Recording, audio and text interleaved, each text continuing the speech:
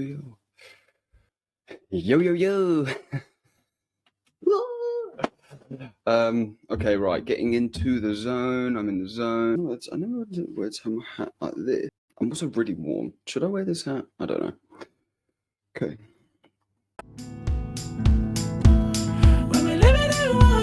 Disbanded now, yeah. But then I get again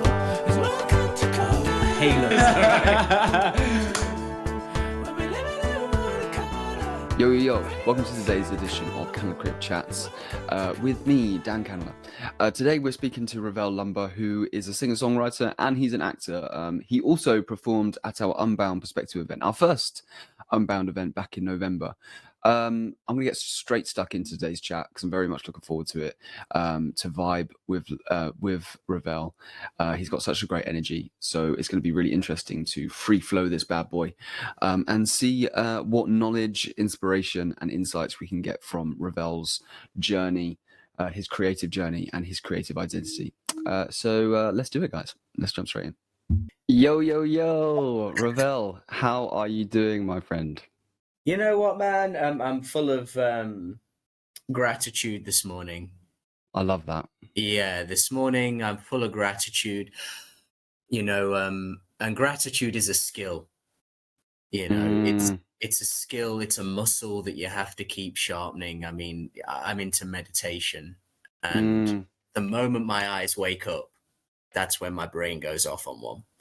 So yeah. I silence it with a guided meditation, and it's like you just fall into silence and space, and it's like through there I can direct my day, you know. It's I've been feeling this recently, how I've gone, it's very natural for us to, we all know we need to do these things, you know, meditate, have gratitude within our lives, have compassion for ourselves, and we always fall out of these things, and we can almost see this space between us not doing it and doing it, and it's like, and I'm in that space right now of like, oh, it's just there, like I can literally just grasp it, and I just need to reach out and grasp it. I had this revelation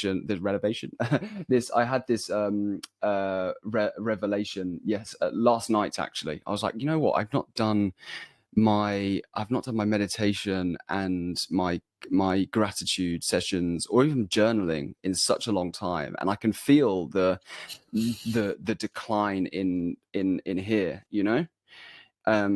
I think that's such a, I love how you just start this whole thing with this whole episode with just jumping straight into gratitude. We don't mess around. Oh, we don't fuck about, mate. We don't fuck about. That's awesome though, bro. Yeah. And you know, you are quite a spiritual, caring, energetic, like, and when I say energetic, you've got a true energy towards you. You know, we found, I could see it at our Unbound event when you were performing, and you know, when we first met, and you can feel that. So with your acting and your singer songwriting and musical wonders, is that the kind of energy you like to bring in with that and release that to the world through your music and the way you perform acting and when you're acting? 100%.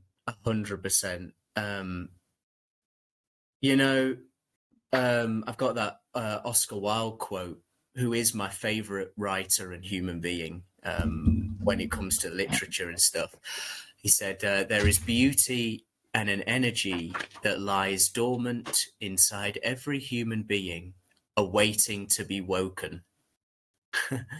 Well, that was more like a synopsis or like a paragraph rather than a. It was so lovely. It was so lovely. And I'm a total Wildian. Like I love his works and him as a human being. When you dive into his world, who he was actually a gifted talker, and he always said, the way I talk is much better than my works. And you know, and with acting, you know, that beauty and that energy, it is a creative energy, and it moves through everything, and it's a life force. And I've I've worked hard to cultivate it, and I do on a daily basis. It's sometimes it's there, sometimes it's not. I'm not perfect in any way, shape, or form, but when it comes out, it very much directs what it is I'm writing, whether it's a song and a performance. You use the word flow, Dan. It's a flow state. Yeah, I it's a think flow that's the I think that flow state is what we're all aiming towards for everyday life. Yeah. But there's a balance within that, because you don't understand, you can't have flow state unless you have struggle. It's the same as, happiness and all these different things. You need to have like a struggle and understanding what that flow state is in order to get there. We all have bad that happens to us in our life. We all have bad, but that badness, it's not even badness, it's a lesson. It shapes us, and it shaped me. There's a great saying: I am the result of every mistake I have ever made in my life. And at the minute I'm composing a song, and it's all about mistakes, all about, and embracing them and not being ashamed of them, and seeing actually they're what have created who I am now. Without them, I wouldn't be Ravel, who I am now. I wonder if it's like I wonder if I need to change that actually to what I said before. I wonder whether the flow state needs to be within the struggle and within the within the positive. So the continuous flow state of understanding the negative and the struggle and the anxieties, and flowing within that to understand the flow state when you're out of it, and having that as a conjoined one. And I believe that is the I believe, or I wonder whether that is the direction to a bit more inner peace, because you are just flowing through each and understanding that one is for the other and the other is for one. Yeah, and at the end of the day, it's my agent says it's all energy. It's all energy. Don't label it as bad. It's all energy. And there's a wonderful psychologist called Brené Brown, and I'm reading this book called The Atlas of the Heart. And it's this one here. It's beautiful. It's brilliant. It's The Atlas of the Heart. Wow, it looks like a beautiful book as well. Oh, yeah. She's got great illustrations in there. And in it, she goes through every human emotion possible: perfectionism, hopelessness, anxiety, jealousy. And me and a friend touched on this last night with worry and anxiety. Worry is not actually an emotion. Worry is the thinking part of anxiety. So the thinking sets off a stream of anxiety inside of us. They're two very different things. One is a thinking mechanism and one is more of a feeling mechanism. I had no idea about this until I read it. I was like, wow. Yeah, it's really interesting. Yeah, I'd never really thought of it like that. You always just think, oh no, I'm worrying, so I'm feeling this emotion of thing. But actually, it's like the anxiety section of you. It's like that. It's like, think that's the, you know what I mean? It's not you. It's this other side of you. Yeah, that's really interesting. When did you start coming into this world of music and acting, and what was first for you? It was definitely acting.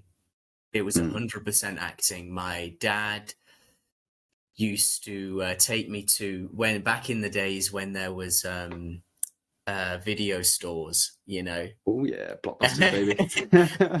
VHS stores, man, you know. Me and my dad would go there on a Saturday. Yeah, my dad would have me on a Saturday. My mum and dad are separated. And I'd go there, and I would always pick out my first acting inspiration was Mr. Bean. Love that. I wanted to be Mr. Bean. I wanted to talk like Mr. Bean. I wanted to wear a suit like Mr. Bean. You know, I was with my grandma the other day. She said, "You were obsessed. You were absolutely obsessed." And it was from there I started, you know, because the way Rowan Atkinson plays him is very mimey, isn't it? You know, he doesn't speak. He's miming his way through his life. And from there, my dad saw that I had an interest in acting, and used to take me to small drama groups on Sundays, and we do plays in the half term. And then I went into an acting little course in on Saturday, and which was a much more higher one than the ones previously, because I was like about 6 or 7 when my dad took me to those. And yeah, it was from there that I just, acting is it's many things, but the best description I've heard by a lady called Miriam Margolyes, an actress, she said that we are underage children trying to dream again.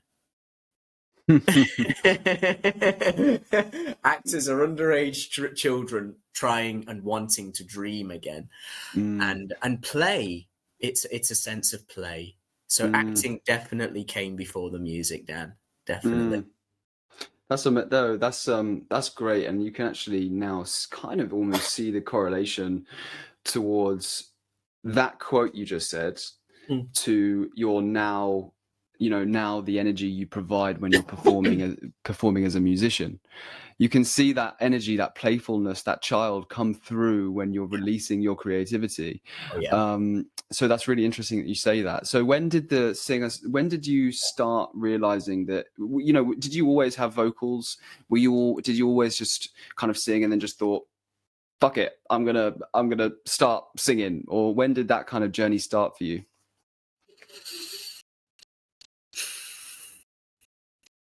I've actually since you were asked me to do this podcast, I've been trying to rack my brain to think, when did it all begin? When did it all begin? Because it kind of, by sheer magic, because, look, I was going through a very dark period in my life, an incredibly dark period, and music, I was always a huge lover of Bob Marley.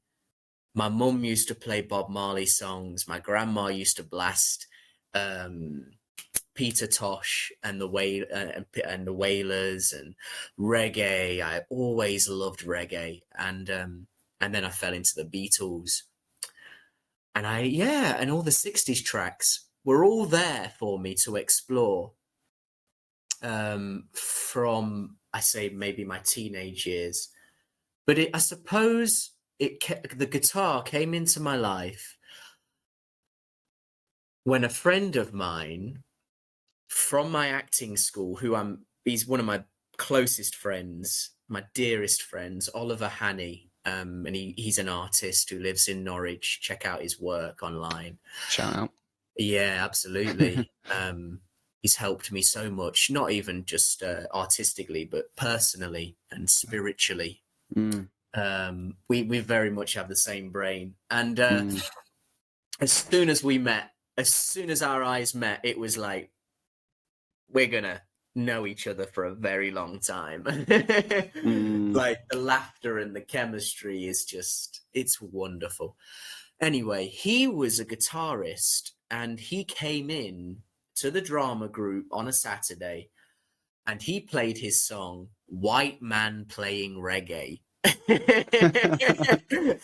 because he's a white guy, and he's got such a great sense of humor, and it was like I'm just the white man playing reggae. I'm just the white man doing reggae. And I was just in utter awe. And I didn't know that he played guitar. He just brought it in. And because he was such a hippie, just, he walked around in sandals, beads, and just, yeah, he is a free spirit. And from there, I was so inspired. I was like, I want to do that, but I don't know how to do it. And we hung out a lot. He taught me some chords. I was terrible. I was out of time. My vocals. I look back on some of the videos and I think, have my balls even dropped then? It's like, Jesus, like my voice was so high. Let me just zoom in. Oh, no, they haven't. And they're out there on YouTube. If you want to go have a look, just type in Ravel Lumba. There. Oh my God, that's what I'm doing straight after this. Oh man, it's embarrassing, but you know what?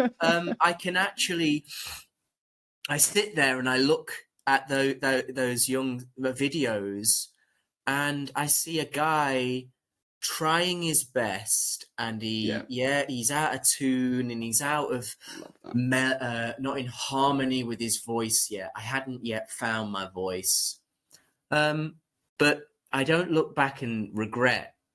I mean, when I was going through my dark patch, I was like, yeah, get them off YouTube. I don't want them on there. Get them. But at the end of the day, if somebody sees those and then they see what I'm capable of now, they'll say, wow, this guy's been on a journey, So no, in answer to your question, Dan, no, I have not always been able to sing. I was in musicals in school, I think because the teachers, I was good at acting. I was in Little Shop of Horrors, Guys and Dolls, Bugsy Malone, and I sang, not very well, but they knew I could act. But yeah, it wasn't until I met Ollie, and then I fell into a whole host of musical influences: Nick Drake, Trevor Hall, all of these fantastic independent artists, Lewis Watson, Ed Sheeran, and these are the modern ones. I love Frank Sinatra. I love classical music. There's Tony Bennett, and non regrette, the French lady. No, je ne regrette. Wow, you have such a widespread variation of inspirations. It's fantastic. What would you say is your main kind of like style then? Because you can see it was like you've got all these different inspirations, but and is that relevant to your music? Like, do you have different styles that you work with, or do you mainly kind of edge towards one type of vibe? So it's very organic and it's very rootsy, and it's still work in progress. My art is still work in progress. I'm still trying to find what suits the tone of my voice. My voice is still evolving, and I do loads of vocal exercises, and because this is an instrument as much as the guitar. Yeah, fully. And so I love Damien Rice. I utterly love his performance style and his rawness. There is somebody said in a critic of his live show said, there are more silences than sounds in Damien Rice's songs. And I love that, because it's the notes between the songs, the silences between the songs, and he sings about heartbreak and all of this stuff, but he does it with an eloquence and a rawness that I want to do with my own.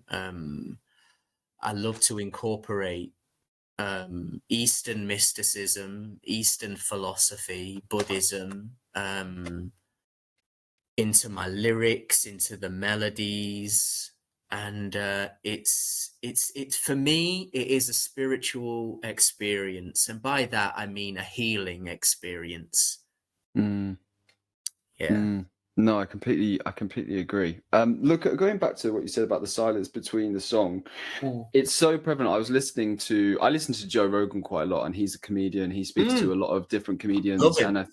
and you know, he actually brings me a lot of inspiration for this kind of style of communication, like the podcast and stuff. But something that he says I think he was speaking to a comedian, and what's his name? Sean. Oh God, he's an American comedian. Anyway, he was basically saying about that for his comedy, how he likes to kind of have these silent moments between the comedy, and it's such like the same kind of, to almost get that reaction, to have that feel, have that moment of stillness, to feel the reaction, and then to feel and to kind of vibe off of that for the rest of the, you know, comedy set, song. So I think that's really important. I think you can probably take that throughout the whole of the creative world, really. Even as a dancer, you know, you're looking for those moments of stillness And where you can. 100%. And if you like Joe Rogan, do you like Joey Diaz? Joey Diaz, I He's, know the name. I know the name. well, he's full of wisdom and knowledge. He's lived a hell of a life, and he's got his own podcast, and he's close friends with Rogan. Rogan said he's the greatest human being to ever live, because he's just so unfiltered, and he's just 100% himself. And he's got a New York accent. You know, he's smoked 1,000 cigarettes, done so much cocaine, and slept with so many hookers. And anyway. That's a really good accent. Thanks, dude. Thank you. But he said, I listened to him last night, actually. He said, before going on stage, he says, the anxiety is so bad. It's so bad. And he says, in the car on the way to the gig, the anxiety is so bad. And he says, this is why I like to be by myself. And he said, it's almost a meditative experience. And he said, if I'm not with myself, I can either go on stage and go, ah, ah, ah, you know, and because that's what's happening within. That's what's happening from within. He said I could either do that, or I could do comedy. Yeah. And you have a choice. And that silence, Dan, that silence between you and that moment when you're up with that mic is so important. And it's that flow state. It is with me, it's tapping into a place in my body, in my psyche. And look, I don't know why I'm beating myself up here, but you must forgive me for that performance that I gave at the Candelier concert, because that was my first performance that I had sung in a while. And I was shitting a brick.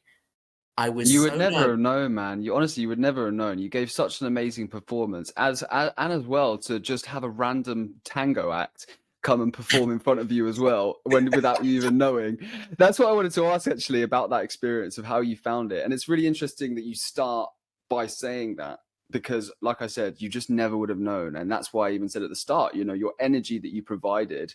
So again, you can almost see, you know, even what you've been talking about and what we've been discussing today about that flow state, and how, you know, the anxiety and the anxiety, but then also the ups flowing through that. I think you navigate that beautifully, because you could see that just by my observation from the event and your observation from just now.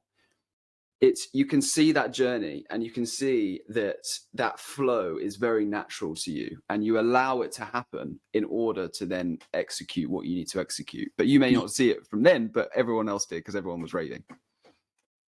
That's very kind of you to say. That is very kind.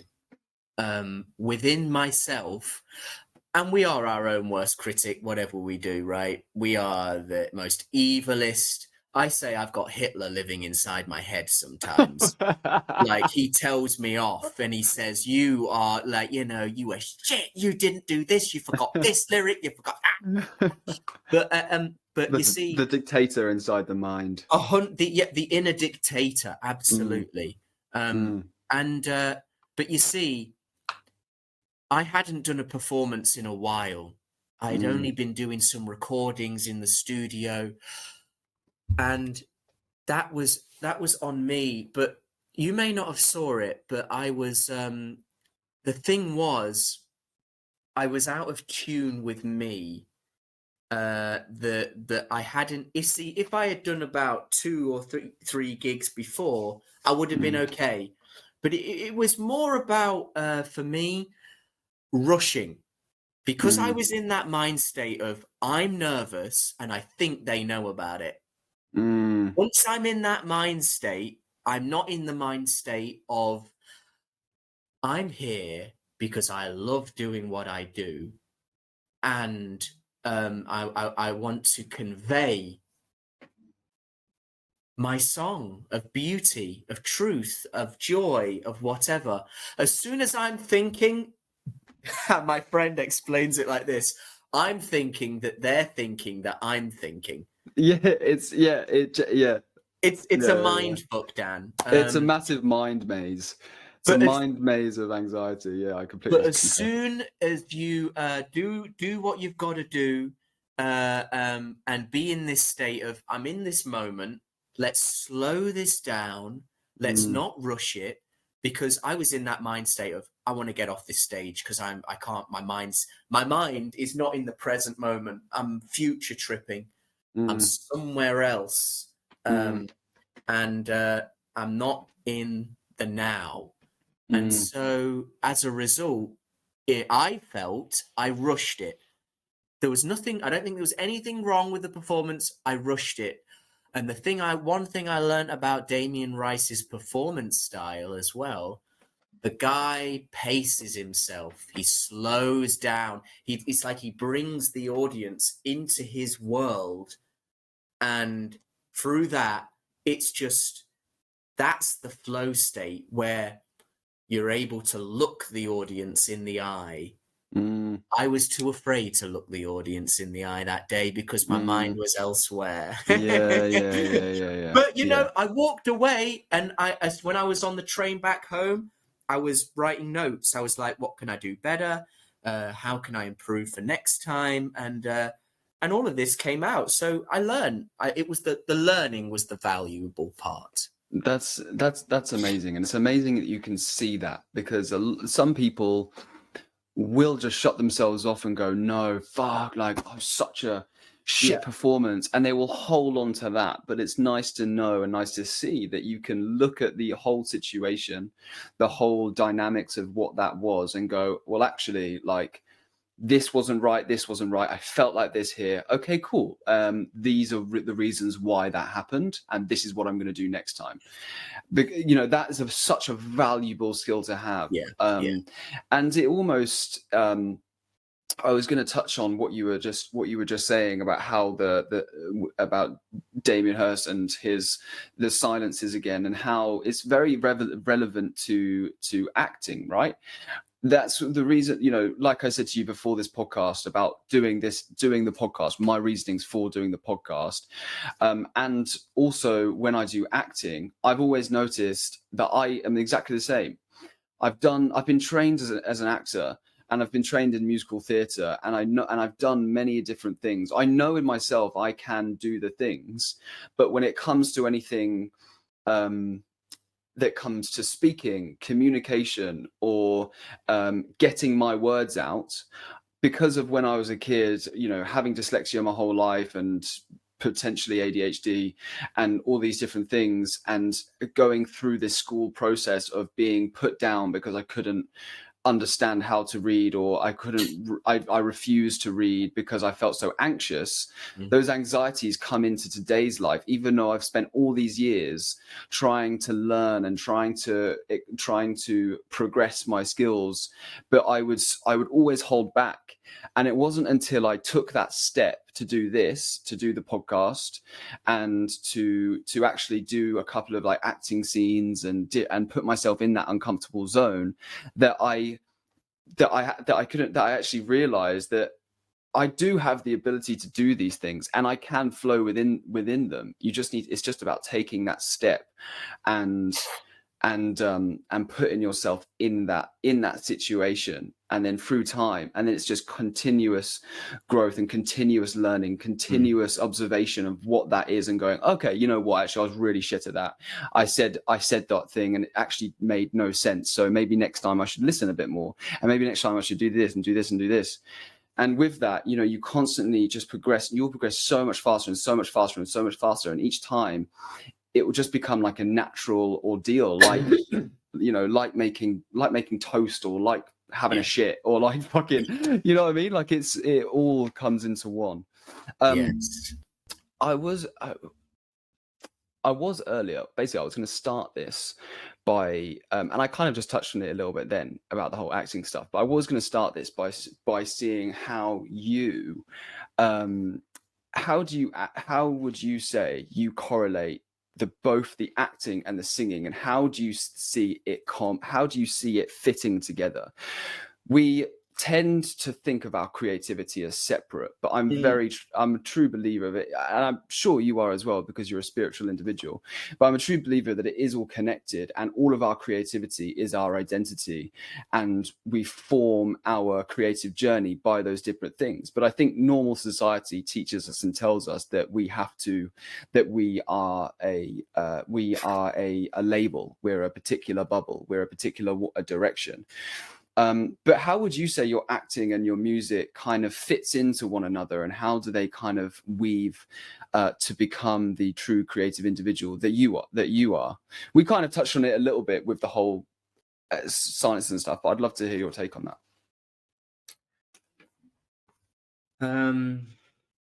So is the question my style? Oh, so sorry. So if I elaborate on the question, I guess, Yeah. how do you feel the acting and the music fit within one another to create your personal creative identity? How do they fit one another?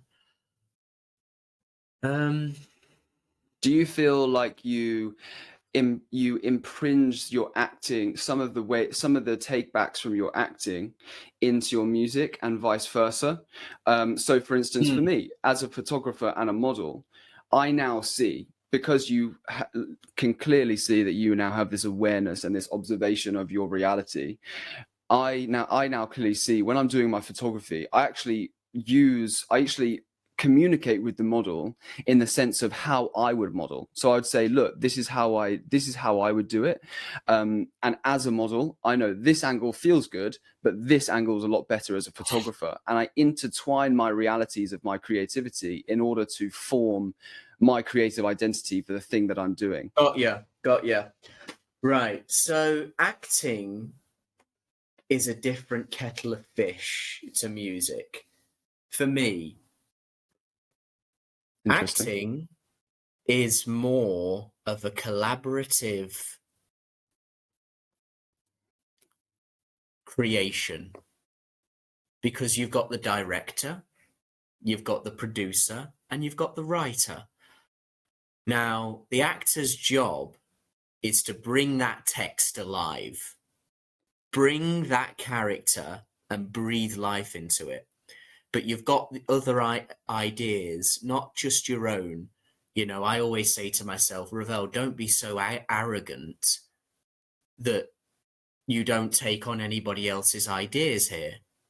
You know, I'm never that type of person. Like at the minute, I'm playing the CEO of a company. And he's and we're shooting in York on Wednesday.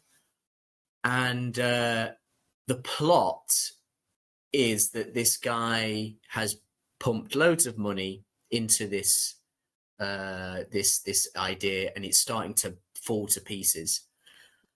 I've got my own ideas, but I've also got their ideas that I'm going to take on board.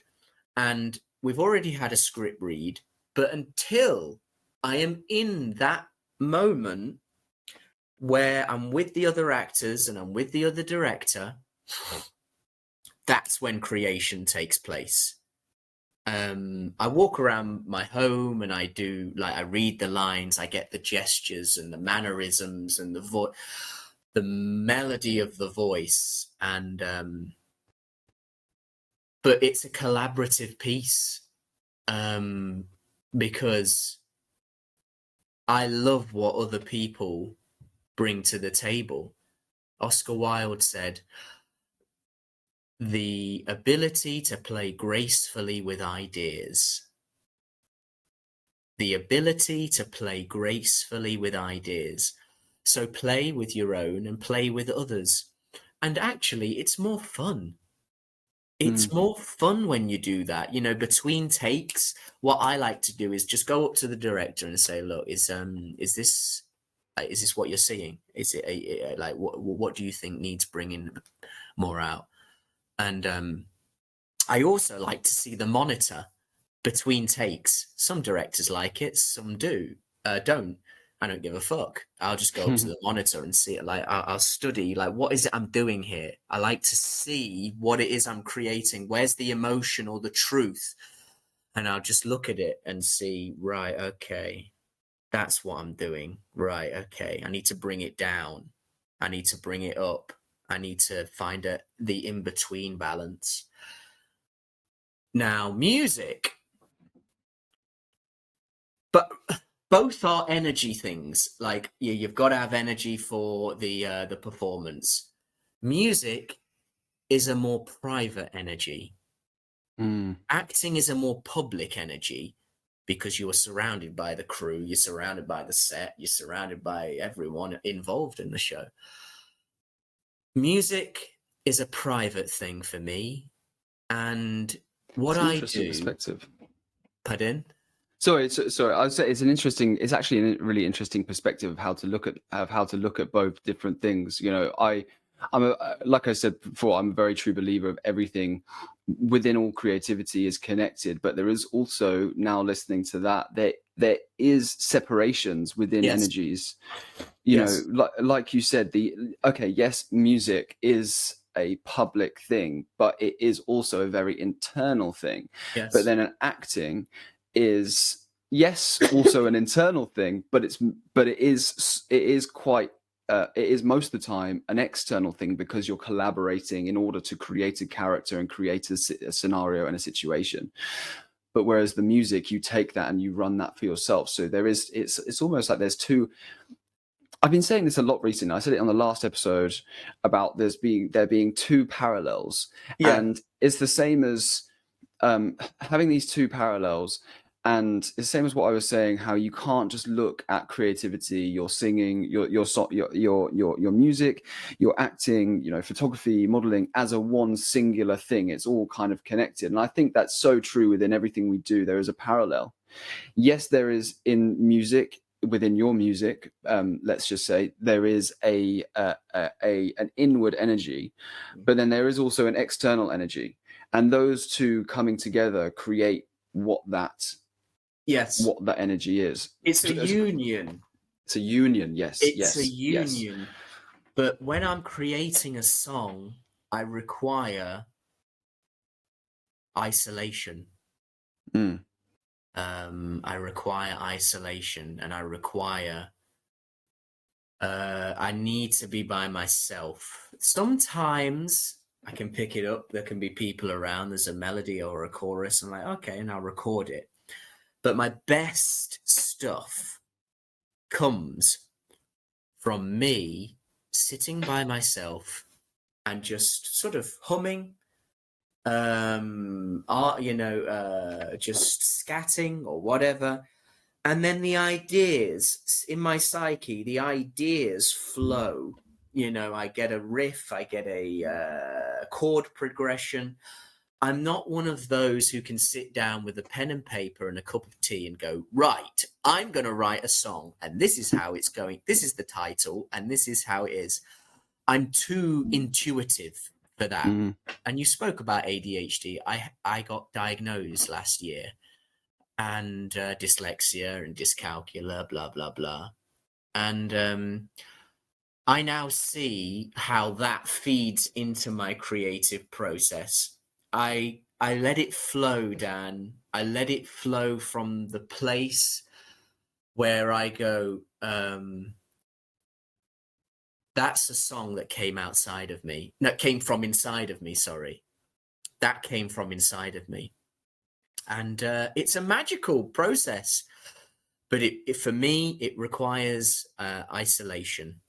Hey, do you want to hear a quick funny story? There's a guy, he told me about, no, he didn't tell me, it was in a podcast thing. He said Beethoven was a really messy guy, insanely messy. Like he was like, you know, he just had litter in his home, he had bottles, cigarettes, just, he's insanely messy.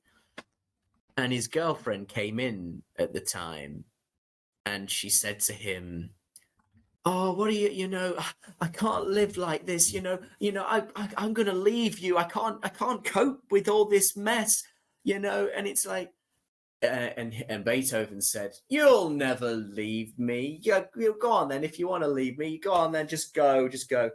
And she said, oh, I'll never leave you. And then Beethoven went, hang on a minute.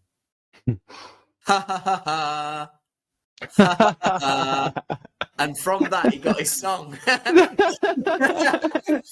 And whether that's true or not, I don't know, but I heard that in an interview with a guy that knew about his life. That's so jokes. That's so jokes. So that's fucking jokes. So Ravel, what is next on the cards for you? What's your upcoming projects? Are we going more, because you mentioned about your I think short film, or you're doing a short film at the moment. Have you got any more music coming out? Are you both doing that at the same time? And are you that's all. I'm gonna stop there. Yeah, so yeah, man, I'm a busy bumblebee at the moment. I have a lady who wants to shoot a music video, and we're discussing that tomorrow. And on Wednesday, I'm shooting the short film. I'm working with a insanely gifted producer called Arthur Radford, who is just a magician, and we're creating an EP, and that should be out mid-April, and I'm really looking forward to that. That's really gonna open doors for me because I haven't got really professional work, and this is really professional. That's great. What can people expect with that EP? What kind of flavors are we be expected? The flavors are funk, groove. Woo! Yeah, there's a lot of groove in there because he's also a very spiritual man, and we share the same values. It's very funky, very groovy, and there's one on there that's a bit more mellow, a track. But yeah, it's really, I'm so proud of what he's able to bring to life. And I'm also working with a guy called Raf, who's just started up his own record label here in the Midlands in Leicester called Soul Made Music, and he's got a studio called Treehouse Studios, and we're just beginning a partnership together because I believe that he has the same vision for my music, and I like the way he produces. So we're going to be creating EPs and albums and releasing them on Bandcamp, TuneCore, Spotify, YouTube. And I've also started, just by accident, doing vlogs on my YouTube channel, Ravel Lumba Music. And yeah, that's interesting. That's very fun. So yeah, a lot going on. That's amazing, man. Well, that was going to be my next question, was where people can find you. Where I mean, I'm going to put in the description, but just so people can be aware. Well, you can find me on Instagram as Ravel's Music, all lowercase. TikTok, Ravel's Music. On YouTube, Ravel Lumba's Music. Bandcamp, Ravel Lumba. There's an album already out there. Yeah, if you want to check out my vlogs, have a little peek into my daily life. I'm definitely going to be looking at them now, because I didn't know you were doing them, bro. Yeah. I'm looking forward to watching them. Yeah. Just getting into those, and yeah, watch this space. I'm going to hopefully be releasing music on the bigger platforms like Spotify and TuneCore this year, and that's going to open doors to work with new people. And at the end of the day, Dan, that's what I want to do. I want to work with as many people to bring my music to the people, because my music has a lot of healing involved in it, and I want people to connect on a very deep level. If I connect with them on a very human basis, then my job is done. You know. Yeah. No, I feel that, man, and it brings us full circle to me being very grateful for you coming on today, because it was a really awesome chat, and I think you gave like so much insight and inspiration to people, and I think that's what you can do with your music and the way that you're operating your reality and the energy that you're providing to the world through your music. And it also seems like with your acting as well, you know, you're really giving off a message of pure kind of inner peace, and you can feel that by the energy you give off through this podcast, by the energy you give off through your songwriting, and I think that's amazing, bro. So yeah, really great work, and it's been really awesome to chat with you today.